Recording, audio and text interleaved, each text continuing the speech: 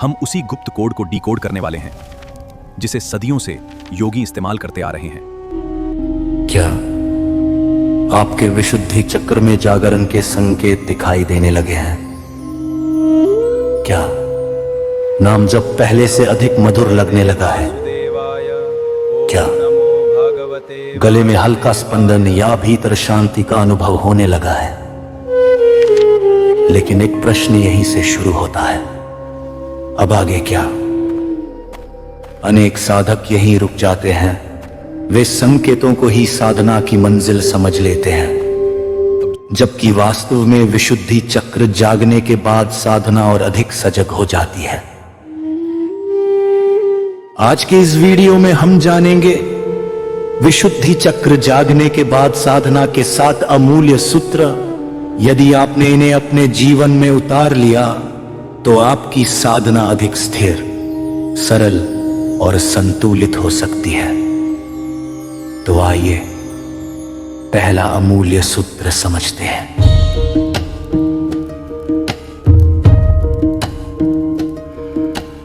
अमूल्य सूत्र 1, अपनी वाणी को पवित्र बनाइए। विशुद्धि चक्र का सबसे पहला प्रभाव केवल गले पर नहीं, आपकी वाणी पर दिखाई देना चाहिए। धीरे धीरे कटु शब्द कम होने लगे, अनावश्यक बातें घटने लगे और सत्य भी ऐसा बोला जाए जिससे किसी का हृदय अनावश्यक रूप से आहत ना हो। याद रखिए, विशुद्धि का जागरण शब्दों की संख्या से नहीं, शब्दों की पवित्रता से पहचाना जाता है। यदि आपकी वाणी से लोगों को शांति मिलने लगे तो समझिए आप सही दिशा में आगे बढ़ रहे हैं।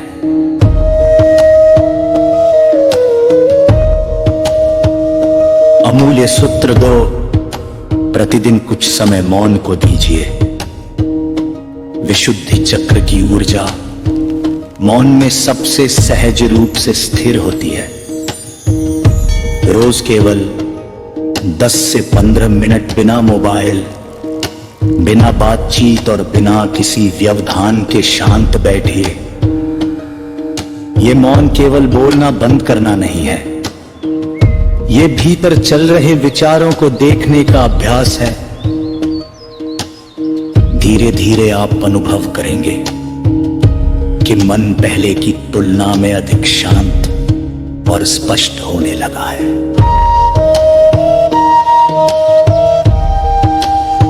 अमूल्य सूत्र 3, नाम जप में संख्या नहीं, भाव बढ़ाइए।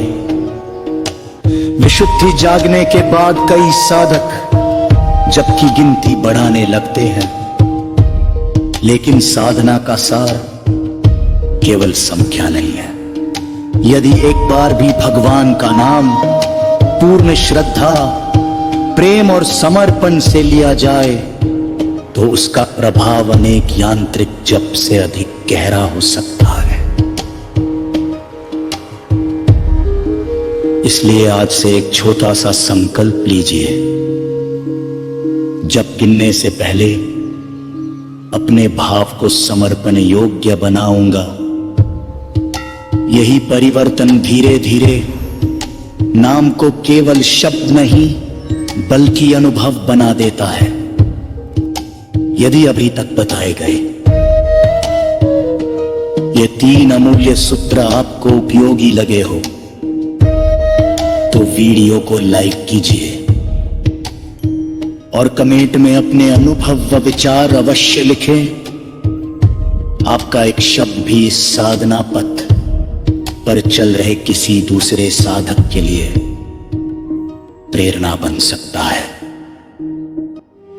अमूल्य सूत्र 4, अपनी ऊर्जा को व्यर्थ की बहस में न खोइए। विशुद्धि चक्र जागने के बाद कई बार साधक को लगता है कि उसे हर विषय पर अपनी बात सिद्ध करनी चाहिए, लेकिन सत्य को प्रमाण की आवश्यकता नहीं होती। जहां अनावश्यक वाद विवाद हो वहां शांत रहना भी साधना है। याद रखिए, विशुद्धि की शक्ति ऊंची आवाज में नहीं, स्पष्ट और शांत वाणी में प्रकट होती है।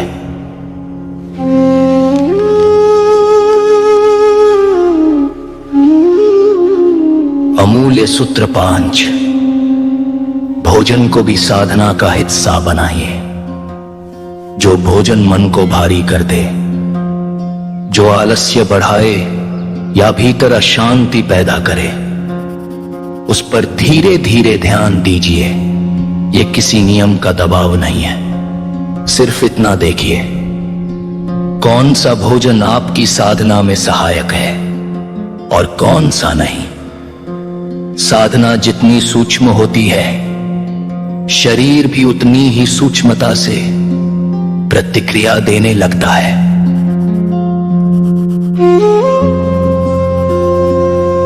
अमूल्य सूत्र 6। अपने अनुभवों का प्रदर्शन मत कीजिए। ये विशुद्धि जागरण के बाद आने वाली सबसे बड़ी परीक्षाओं में से एक है। यदि कोई अनुभव हुआ है तो हर किसी को बताना आवश्यक नहीं। कुछ अनुभव केवल गुरु और साधक के बीच ही सुंदर रहते हैं। जब अनुभव प्रदर्शन बन जाते हैं तो साधना धीरे धीरे अहंकार की ओर मुड़ सकती है। इसलिए अनुभवों को संभालिए, सजाइए नहीं। अमूल्य सूत्र 7। गुरु के बताए मार्ग पर स्थिर रहिए। विशुद्ध जागरण के बाद नई नई बातें जानने की उत्सुकता बढ़ सकती है, लेकिन हर नया मार्ग आपके लिए सही हो यह आवश्यक नहीं। यदि आपको योग्य गुरु का मार्गदर्शन मिला है तो उसी मार्ग पर धैर्य के साथ चलते रहिए।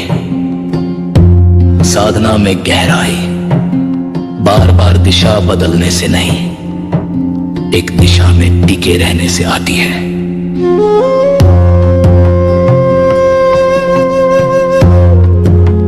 सबसे महत्वपूर्ण सत्य, यदि आज बताए गए 7 सूत्रों में से आप केवल एक भी सूत्र को ईमानदारी से अपने जीवन में उतार लेते हैं तो वो सोने आध्यात्मिक अनुभवों से अधिक मूल्यवान हो सकता है। क्योंकि विशुद्धि चक्र की वास्तविक पहचान गले का स्पंदन नहीं, बल्कि वाणी की पवित्रता, मन की शांति और जीवन की सरलता है।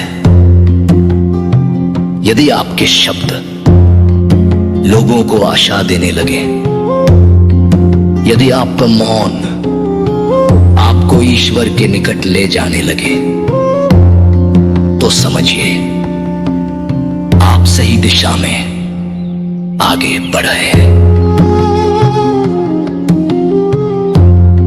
यदि आप ऐसी ही आध्यात्मिक अनुभव आधारित और मर्यादित साधना यात्रा का हिस्सा बनना चाहते हैं तो ध्यान से समाधि चैनल को सब्सक्राइब अवश्य कीजिए।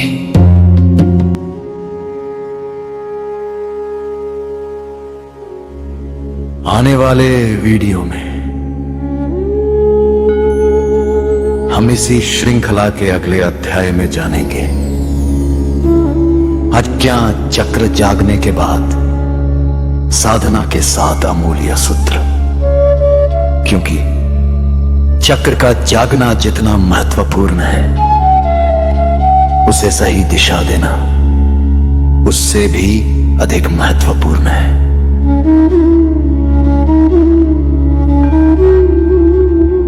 याद रखिए,